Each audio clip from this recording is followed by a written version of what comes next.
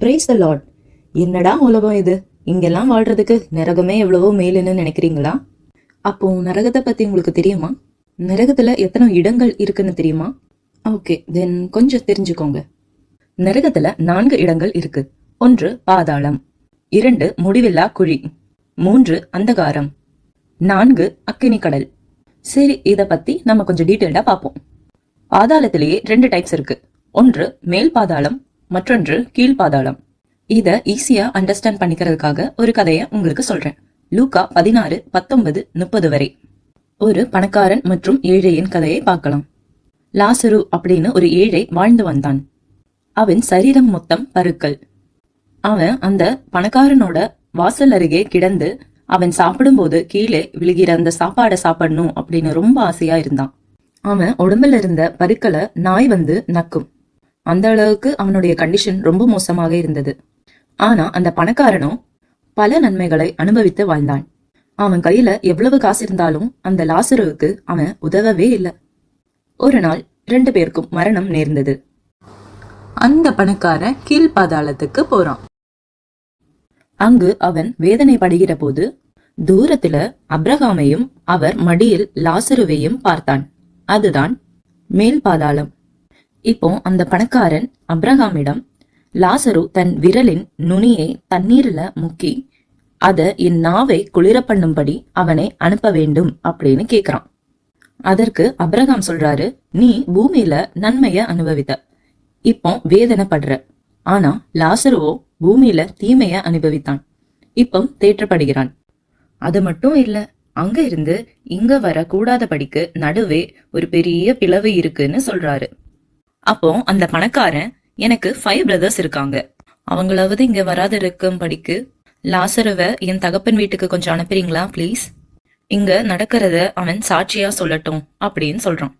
அதற்கு அப்ரஹாம், அவர்களுக்கு மோசேயும் தீர்க்கதரிசிகளும் உண்டு, அவர்கள் செவி கொடுக்கட்டும் அப்படின்னு சொல்றாங்க.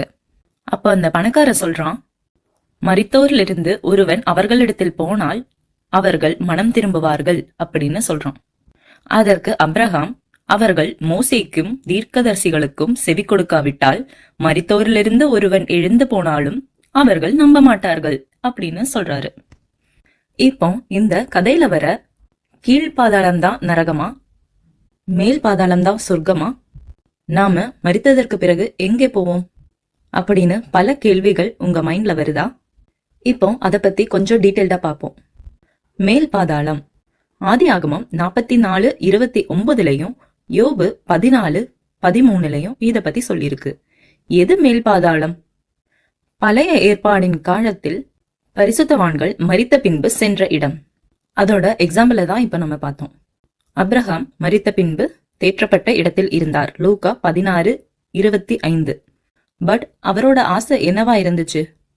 அப்ரஹாம் தேவன் உண்டாக்கின நகரத்திற்கு காத்திருந்தான் என்று எபிரேயர் 11:10 சொல்லியிருக்கு.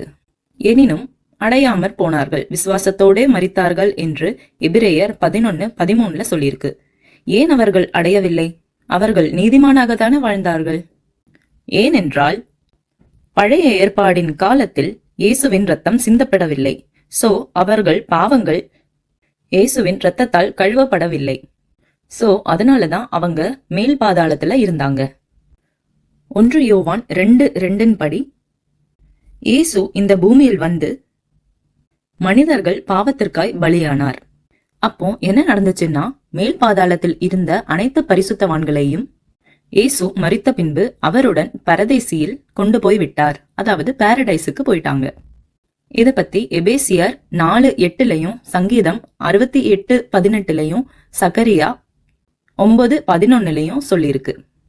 இயேசு மரித்த பின்பு மரணத்திற்கும் பாதாளத்திற்கும் உரிய திறவுகோலை உடையவரானார் என்று வெளிப்படுத்தல் விசேஷம் 1:18 சொல்லியிருக்கு.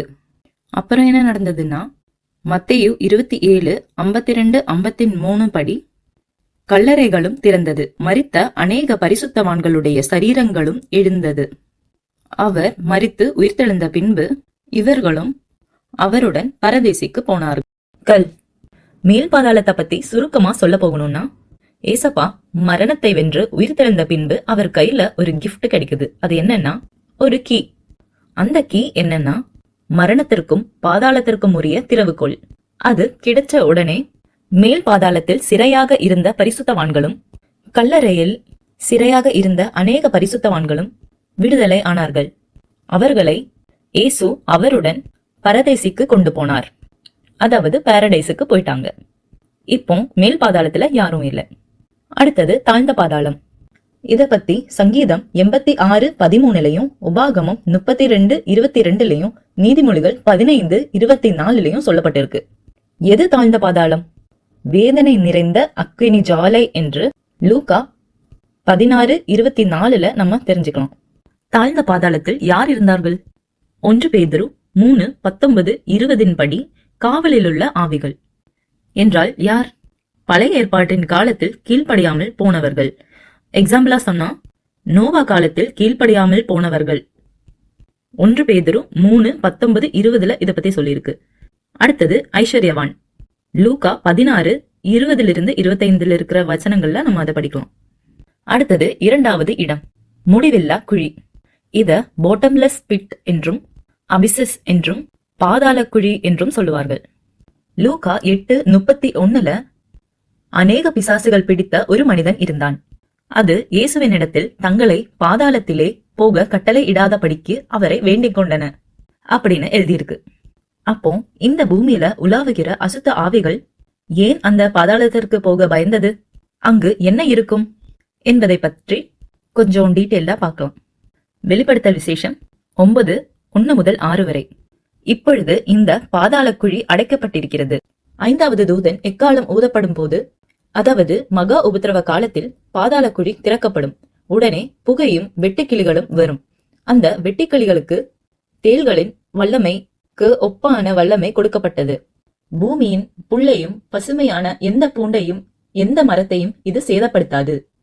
தங்கள் நெற்றிகளில் தேவனுடைய முத்திரையை தரித்திராத மனுஷரை மாத்திரம் சேதப்படுத்தும்.